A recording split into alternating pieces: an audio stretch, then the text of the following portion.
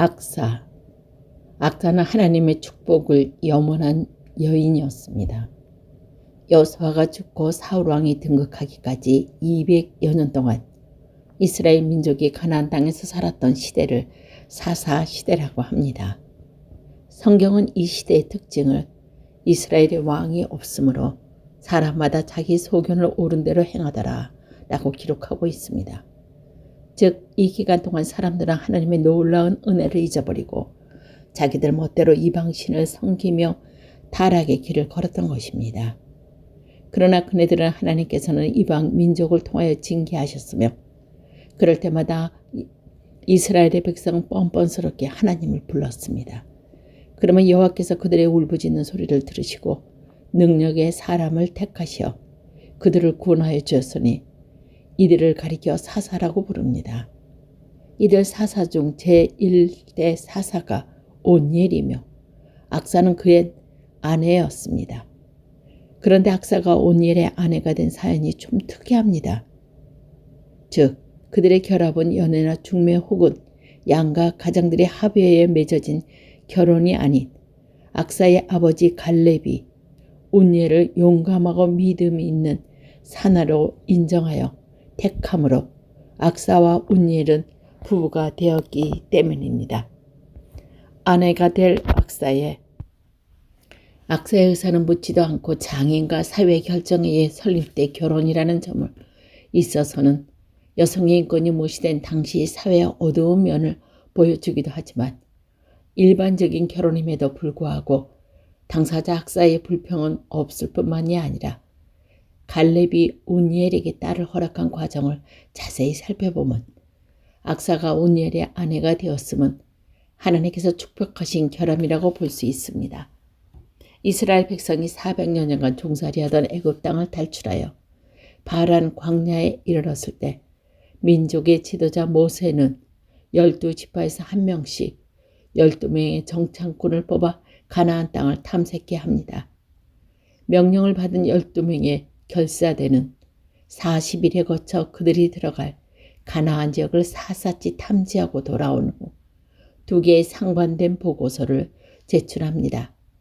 첫 번째 보고서는 그 땅의 광대함과 비옥함을 예찬한 후 그곳에 정착해 살고 있는 주민들의 강대함과 그들이 쌓아올린 성들의 견고함을 묘사하고 유목민인 이스라엘의 군사적으로 그들과 싸워 이길 수 없는 결론을 내리고 있습니다. 두 번째 보고에서 명시된 가나안의 실정과 적진 상황은 처음 보고서 동일하다는 것을 보았기 때문입니다. 그러나 그 결론은 정반대의 것이었습니다. 적군은 강하고 아군은 약하나 하나님의 우리와 함께 하심으로 우리는 그 땅을 정복할 수 있다는 것이 제2보고서 작성자 여호수아와 갈렙이 내린 결론이기 때문입니다. 가나안 정복 불가론을 주장한 10명의 정탐꾼과 거기에 동조한 불신앙의 사람들은 그들의 원대로 적과 꿀이 흐르는 약속의 땅을 밟아보지 못하고 40년을 광야에서 방황하다 숨져갔습니다. 그렇지만 하나님의 능력과 약속을 믿고 우리에게 주신 땅을 접수하자고 외친 믿음의 용장 여호수아는 이스라엘의 총 지도자로서 갈렙은 그의 오른편에서 가나안 복지를 향해 전진합니다.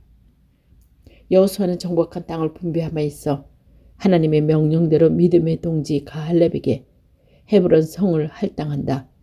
85세의 고령이지만 영적 시각과 활력은 쇠하지 않아 갈렙은 45년 전 이스라엘 백성이 두려워 떨던 거인들을 물리치고 그 땅을 점령합니다. 강한 적군 앞에 겁먹은 대신 하나님을 바라보고 인간의 논리와 이성을 판단하지 않고 하나님의 능력하신 힘과 영원 불멸하신 약속은 믿는 믿음의 결과였습니다. 계속하여 드릴성을 공격함에 있어 그 성을 취한 자에게 땅을 주겠다고 갈렙이 공언했고 온니엘이 그 성을 치자 약속대로 악사를 그의 아내로 준 것입니다. 이것은 딸의 의사나 인격을 무시했다기보다는 하나님을 의지하고 두려워하는 청년에게 딸을 맡기겠다는 믿음의 아버지의 마음이라고 보아야 할 줄 압니다. 아버지가 선택한 용감한 믿음의 사나이 온니엘에게 시집가며 악사는 남편이라 하건 아버지에게 땅을 요구하도록 부탁합니다. 너는 무엇을 원하느냐는 아버지 갈렙의 물음에 내게 복을 주옵소서 라고 답변하며 구체적으로 샘물을 달라고 요청합니다.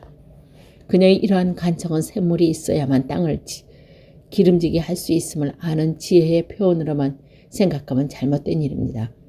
복을 구하며 샘물을 원한 그녀의 진정한 바람은 우리에게 주어진 삶을 가장 행복하고 보람되게 사는 하늘의 축복을 소원하였기 때문입니다. 세상의 것보다 하나님의 것을 사모한 악사는 믿음의 사랑 갈렙의 딸로서 손색이 없는 믿음의 여인이었습니다.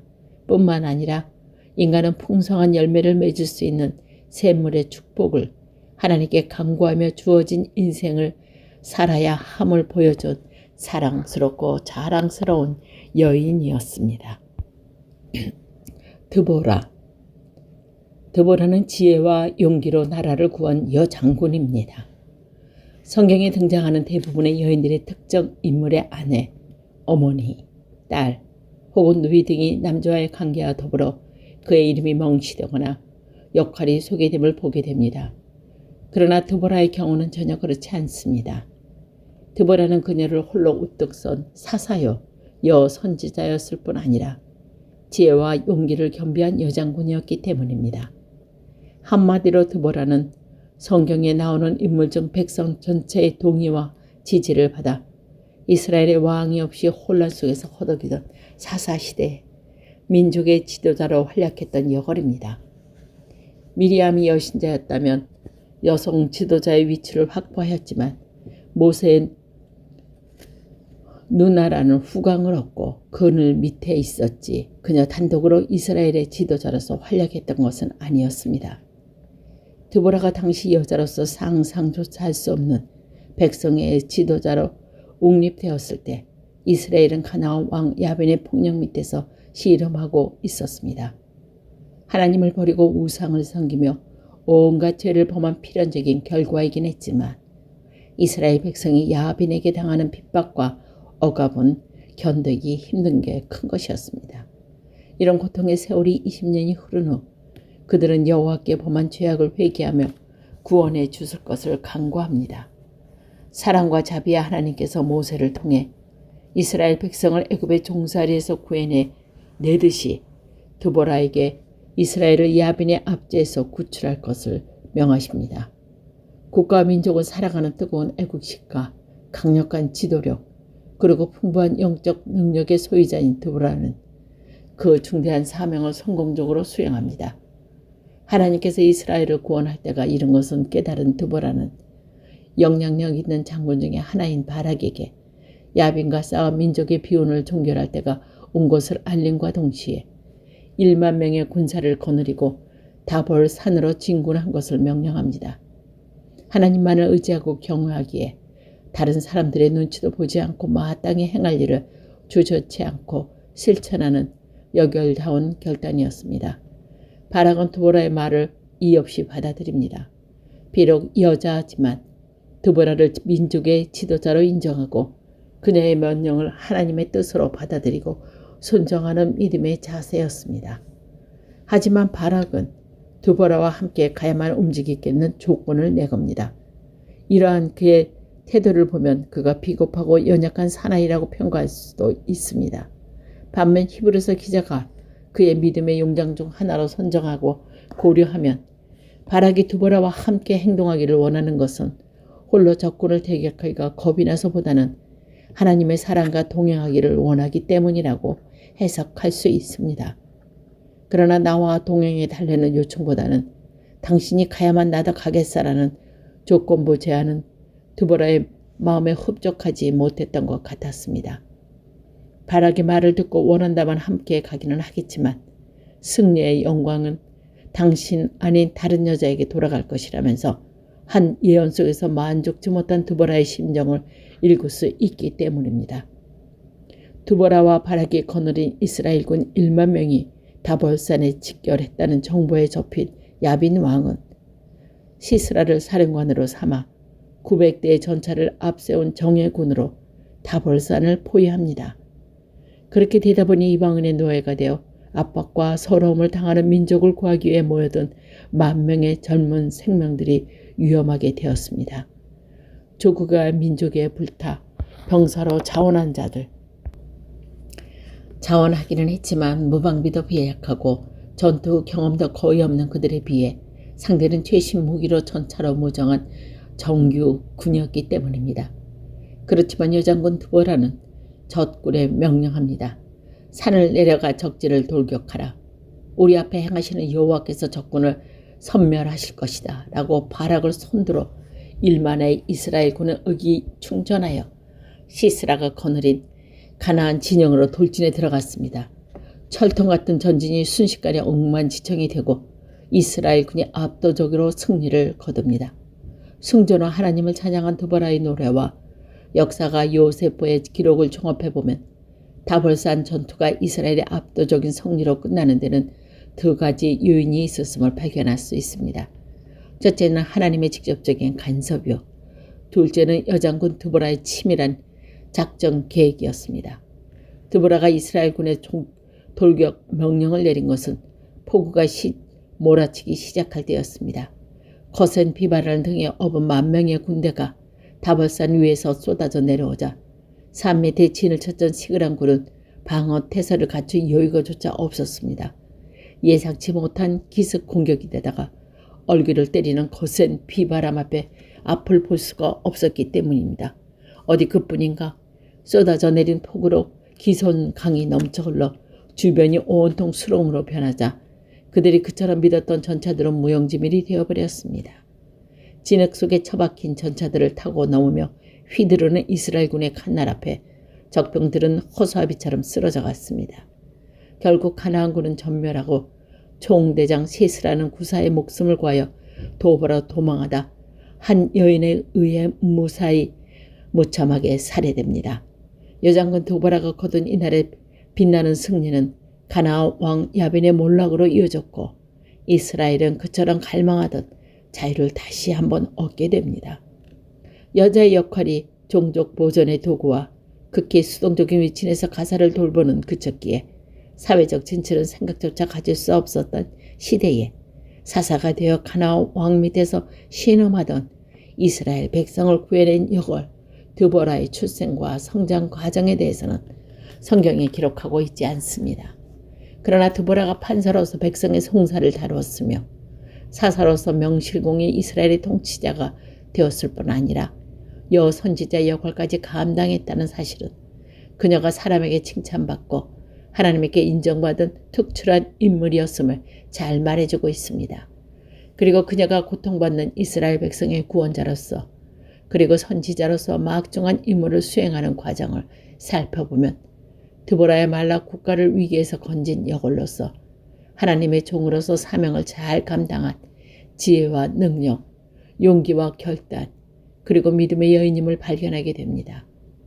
드보라가 비록 사사의 위치가 있었다고 하지만 막강한 군사력을 동원하여 이스라엘을 핍박하던 야빈 왕에게 도전하는 군사 행동은 바락 같은 장군들이 취했어야 할 일입니다. 그러나 하나님께서 이스라엘을 구원할 때가 이르렀다고 믿었을 때, 그리고 내 백성을 구출하라는 하나님의 음성을 들었을 때 드보라는 주저하지 않고 장국 바락에게 가나안 군과 전투 준비를 명령합니다. 지도자의 자질과 결단과 용기를 갖추지 않고서는 할 수 없는 신속하고도 올바른 판단과 조치였습니다. 문제는 당시에 이스라엘이 야빈 왕의 군사력에 도전했다는 것, 자살 행위에 갔다는 것이었습니다. 급히 모집했기에 기본 군사 훈련도 안 되었고 무기조차 제대로 갖추지 못한 그네들로서 숫자적으로 그들을 압도할 뿐 아니라 무장면에서 월동한 아빈 왕의 군대와 싸워 승리할 확률은 거의 없었기 때문입니다. 승산 없는 전투의 결과는 더욱 심한 압제와 핍박을 가져올 것을 드보라가 몰랐을 리 없습니다. 그러면서 과감하게 바락에게 군사를 일으키라 지시한 것은 그녀가 어리석거나 경망해서가 아니라 여호와께서 함께 하실 승리는 자기 것임을 확신하는 믿음이 있었기 때문이었습니다. 믿음은 순종은 하나님의 능력과 영광을 드러내며 드보라를 도단에 빠진 백성을 구해내는 민족의 영웅으로 만들었던 것입니다. 인간을 창조하신 하나님은 우리의 능력과 우리가 무엇을 이루는지 너무나도 잘 알고 계십니다. 그러기에 그분이 우리에게 사명을 주시면 우리가 할 수 있는 범위 내에 서며 하나님의 면정에 순종하는 사람마다 인류의 본분을 다하여 그의 뜻을 이루어 드릴 수 있는 것입니다. 인류의 역사가 여호와께 순종하는 소수의 무리에 의해 형성되어 온 이유가 여기 있는 것입니다. 드보라는 믿음으로 하나님 뜻대로 행함으로 이 복된 소수의 한 사람이 된 것입니다. 그러나 드보라가 거둔 빛나는 승리는 순종의 결과, 자동적으로 찾아온 것이 아닙니다. 때가 있으니 이런 나라는 하나님의 뜻을 받들어 바락과 더불어 다볼산으로 간 드보라가 친밀한 작전 계획을 세워 인간으로서 해야 할 최선을 다했을 때 적군을 격퇴되었기 때문입니다.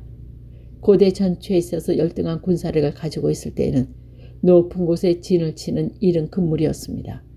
아군보다 우세한 적군을 내려다보게 되면 군사들의 사이가 떨어져 불리해지기 때문이었습니다.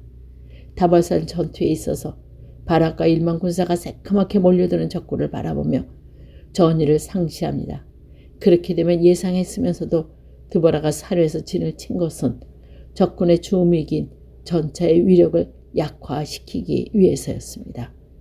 고대의 전차는 평지에서 재임을 바라는 법이지 산에 오려면 상당히 어려움을 겪어야 하기 때문입니다. 이 점을 염두에 두고 다볼산에 진을 친 드보라의 지혜는 실로 놀라운 것입니다.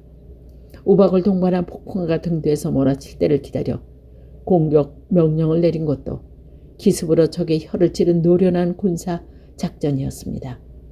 정면 공격을 감행한 이스라엘군의 고함 소리는 천지를 진동하는 데 얼굴을 때리는 빗줄기와 우박으로 군사들이 눈조차 뜰 수 없었고 진흙 속에 묻힌 전차들은 무용지물이 되어버렸으며 사기 충전한 이스라엘군에게 시스라 군대가 대패한 것은 당연한 일입니다. 통쾌한 승리를 거둔 여호 장군 드보라는 왕으로 군림할 수도 있었습니다. 하지만 그녀는 드보라의 노래를 통해 모든 영광을 하나님께 돌린 후 조용히 본연의 자세로 돌아갑니다. 세례 요한보다 훨씬 앞서 사명 완수자의 자세를 보여준 여인이 드보라임을 발견하게 되는 것입니다. 여걸 드보라가 보여준 또 하나의 위대한 지도자상은 그녀는 옳은 것을 위하여 과감히 일어선 통치자였다는 사실입니다. 다볼산 전투에 이스라엘 12지파가 모두 참전을 한 것은 아니었습니다. 루벤 지파도 참전을 거부했고 베로스에서 온 군대도 보내지 않았습니다. 그네들은 마땅히 함께 일어나야 할 것을 알면서도 현실적인 이해 타산을 따지다 결단의 시기를 놓친 것입니다. 결과가 겁나서 해야 할 일을 못하는 지도자는 참된 지도자라고 부를 수가 없습니다. 드보라는 이 점에 있어서 숱한 남자를 위해 군림한 여장부였습니다. 여선지자로서 하나님의 뜻을 전했고 지혜와 깊은 통찰력으로 백성들 간의 옳고 그름을 판단했으며 큰 영적 능력으로 하나님의 뜻을 깨달아 국가와 민족을 구원한 위대한 지도자의 삶을 산 여인이 드보라였습니다.